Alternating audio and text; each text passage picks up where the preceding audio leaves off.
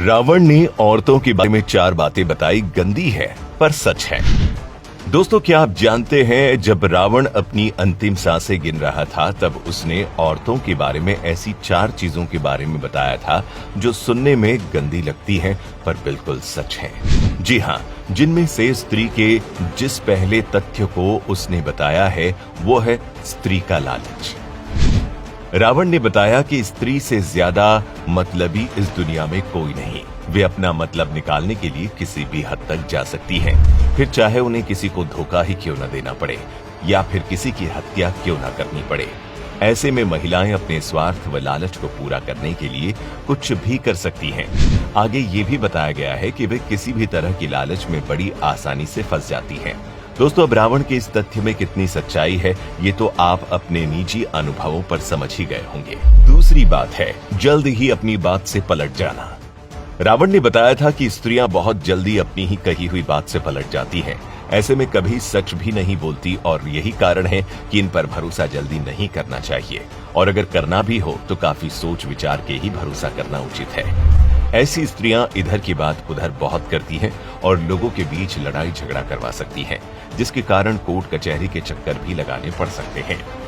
अब अगर तीसरे तथ्य की बात करें तो वो है किसी भी बात को अपने तक ना रखना।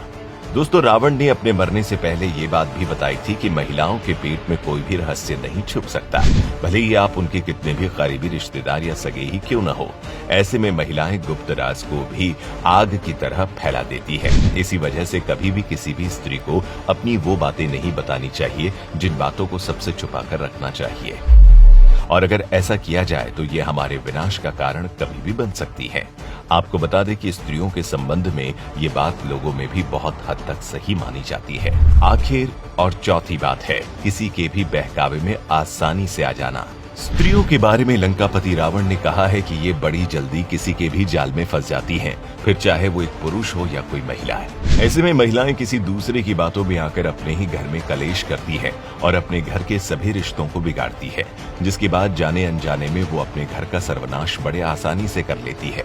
और जब महिलाएं गुस्से में आती है तब वो सामने वाले को कभी माफ नहीं करती, फिर चाहे उसका पति ही क्यों ना हो। दोस्तों, इसके अलावा रामचरितमानस में भी रावण ने अपनी पत्नी मंदोदरी से एक संवाद में नारी के बारे में बताते हुए एक दोहा कहा है, नारी सुभाव सत्य सब कही, अवगुण 8 सदा उर्रही, साहस अनृत चपलता माया, भय विवेक असौच अदाया। अर्थात स्त्रियों के स्वभाव में 8 ऐसी बातें हैं जो अधिकतर स्त्रियों में समान रूप से होती हैं। वे 8 बातें कुछ इस तरह से हैं। पहली बात, स्त्रियां बहुत साहसी होती हैं, लेकिन उनका ये साहस बहुत जल्द दुस्साहस में बदल जाता है, जिसके चलते वो बहुत बार ऐसे काम कर जाती है जिससे बाद में उन्हें और उनके परिवार को पछताना पड़ता है। दूसरी, स्त्रियों में झूठ बोलने की प्रवृत्ति होती है, जिसके कारण उन्हें बहुत बार मुसीबतों का सामना करना पड़ता है, क्योंकि ये तो आप भी जानते हैं कि एक झूठ को छुपाने के लिए 100 झूठ बोलने पड़ते हैं, जिसके कारण वो झूठ के जाल में फंसती चली जाती हैं। तीसरी, पुरुषों के मुकाबले स्त्रियां अधिक चंचल स्वभाव की होती हैं। उनके विचारों में समय के साथ परिवर्तन होता रहता है। वो कभी एक विचार पर टिक नहीं पाती, इसीलिए वो बहुत बार सही निर्णय नहीं ले सकती। चौथी, रावण मंदोदरी से कहता है, स्त्रियां माया रचने में माहिर होती हैं।